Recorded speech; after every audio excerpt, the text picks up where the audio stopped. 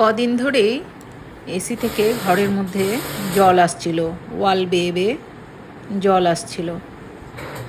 তারপরে আজকে গোদরেজ সার্ভিসিং সেন্টারে ফোন করা হলো, সেখান থেকে ওনারা লোক পাঠালেন। ওনাদের গেঞ্জিতে লেখা আছে নর্থ বেঙ্গল সার্ভিস। তো ওনারা ভেতর টেতর সব ওয়াশ করে দিলেন।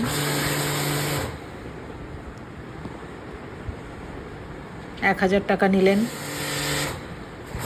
দেখা যাক এবার কতদিন ভালো থাকে এসিটা।